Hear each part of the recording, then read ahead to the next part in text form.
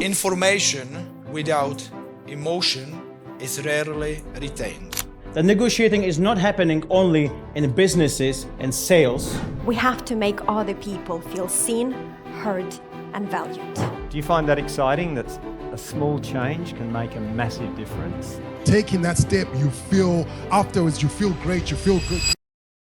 So, I believe that we all deserve to be heard, seen, and valued. And if we want to become better at influencing others, we have to make other people feel seen, heard, and valued. And one of the best ways to achieve that is through authentic and genuine storytelling. Stories that only you can tell. Because stories open our minds, engage our hearts, and connect us with other human beings at a heart and soul level. One of the trainings was about negotiating.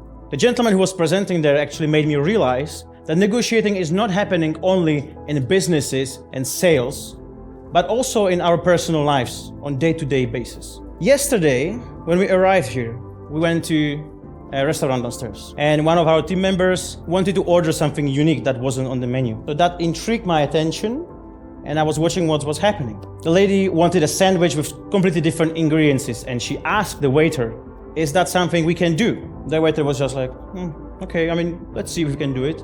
And so she told him the ingredients she wanted. She combined their couple of other menus together. And she asked, "Is that something you can do for me?" And he answered, "Yeah, we should be able to do that." So in that case, I already saw that people negotiate pretty much everywhere. What I would like to just point out on this amazing talk by Saroj, what she mentioned about what makes you different, what makes you unique when it comes to your own products, or even if you have a product or service what you offer.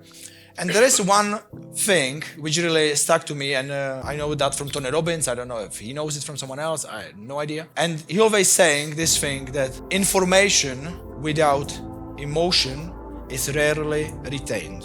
And I'll repeat that because it's very important. Information without emotion is rarely retained.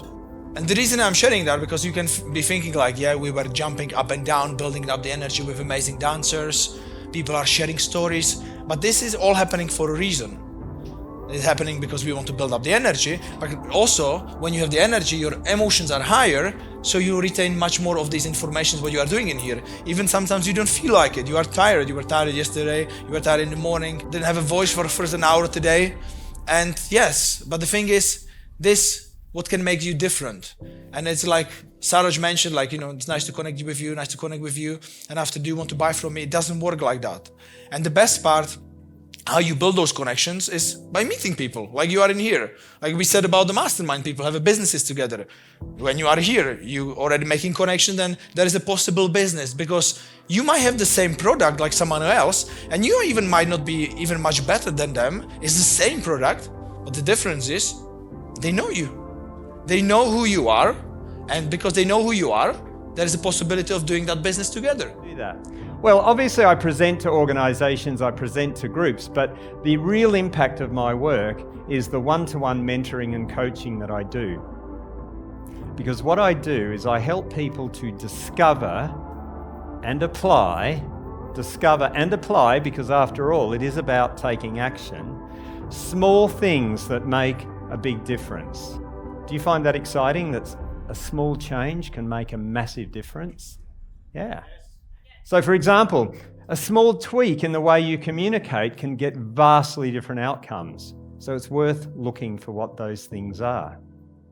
But the smallest thing that makes the biggest difference is our mindset. Psychology underpins everything in your life. Seriously, everything.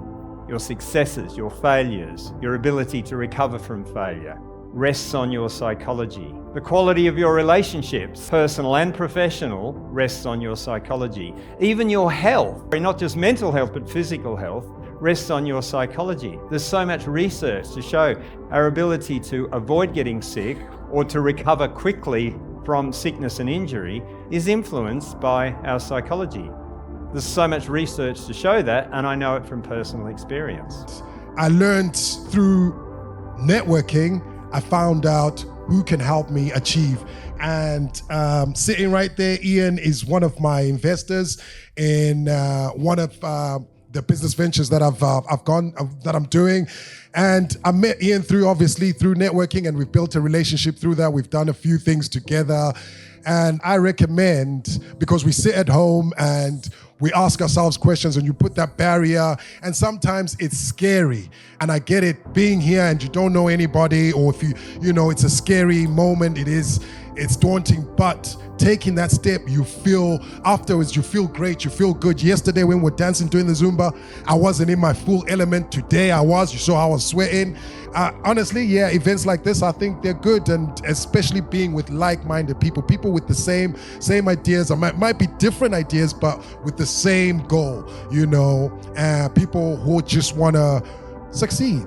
It's beautiful to be in a room with people like that versus, you know, you by yourself, and then you have the naysayers, and then they bring you down, and you think, no, well, that dream is not good enough. I'm not good enough. Yeah, no, absolutely. I am good enough.